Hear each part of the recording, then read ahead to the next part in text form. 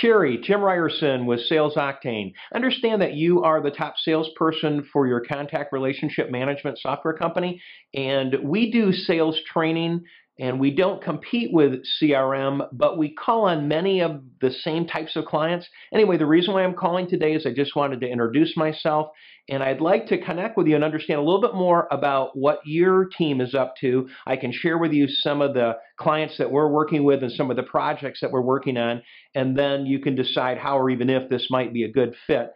Today is Monday the 3rd. I'm going to be tied up now for the balance of the day with a client.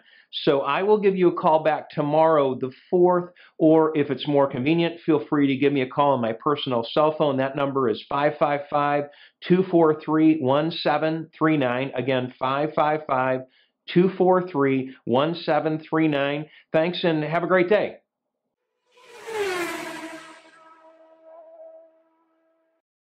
What I want to cover with you right now is one of the keys to long-term and consistent sales success. You've all heard the statement, it's not what you know, it's who you know. We believe it's what you know, and who knows you. And one of the key pieces of that puzzle is the knowledge piece. The knowledge of other vendors and partners that are out there that could bring you opportunities. We refer to these as circles of influence and lead partners. Now, if you think about it, right now it's you. You're listening for opportunities in the marketplace. You're keeping your eyes open trying to find opportunities. The circles of influence are meant to take your eyes and ears and expand them into a much larger circle of influence. Those lead partners will deliver opportunities to you long-term that will help you consistently exceed your sales goals. Now, there are 4 steps in this process, and you may need to watch this video a few times as you do the homework. Step number 1. What are the conditions that exist when someone needs your product and service? So get a group of people together that are on your team or selling the same product and service, and get your list of clients out and identify, why did they need your product or service? Why did they pick up the phone and call you? Or why did they take your call? Why did they agree to your appointment? Why did they take your proposal? Why did they need your product and service? Those are the conditions that exist when they need your product and service. Let me give you an example. In the sales training environment with Sales Octane, there's typically 3 reasons that we get the call. Number 1 is someone's trying to increase their sales, and as a result, they engage with the sales training organization, and that makes sense. Another reason that we found over time is that when a company is adding salespeople, quite often they'll engage with a sales training company. And the third is when someone's trying to reduce their overall training budget, because Shot of Octane is such a cost-effective alternative to costly training programs, we're finding that that's a condition that exists when they call us. So we take those conditions that exist, and you can do it for each product and service if you have multiple products and services. Now, this is a critical step because at the very end of the sales continuum, you will go back to your clients and ask for referrals. You will need to know the conditions that exist when people need your product and service in order to do a great job of securing a lot of referrals. So don't skip this step. Step 2.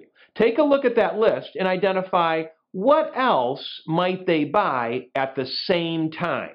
So take a look at all of the conditions that exist and figure out what other products and services might a customer buy at the same time. For instance, we talked earlier about in our environment when somebody's trying to increase their sales, they call a sales training organization. But the other thing we found is that oftentimes they're out looking for contact relationship management system products, or they're looking for customer service training, or maybe they're looking for leadership training.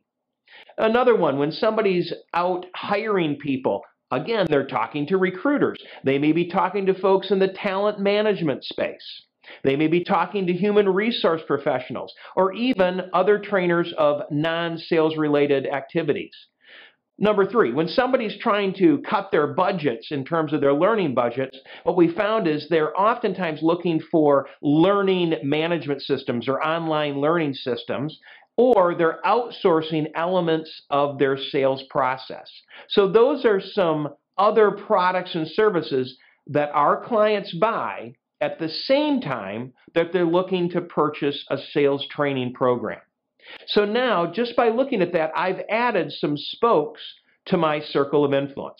Step 3. Take the list of products and services that don't compete with you, that they might be buying, your customers might be buying at the same time they need your product and service, and identify leading companies and leading salespeople within those companies. Now, this is critical. Why the word leading? Well, remember, psychology of selling principle number 5 is whatever you pair yourself with, you become. You want to pair yourself with the best companies and the best salespeople in your marketplace, because that ultimately is a positive reflection on you.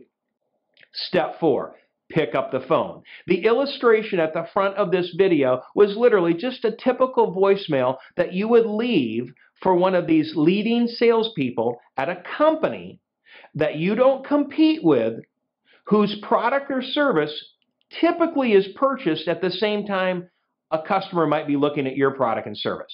Now think about this. If you go back and listen to that voicemail message at the front of this video, let me ask you, how would you respond if you received that call?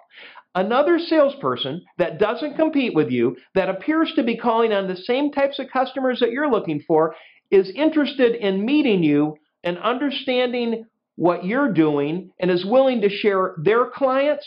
Come on, how would you respond? You would return the call. So here's my question. Why are you not making those calls?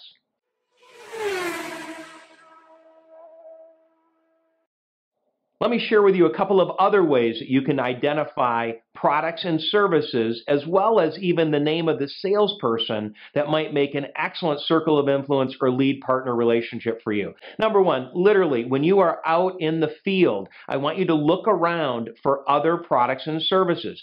Logos, tags on a product, anything that would appear to be a product or service that your customer is acquiring is a perfect opportunity for you to identify a lead partner. You could even ask them the question, I see that you buy from XYZ company, and then even ask the question, who is their salesperson?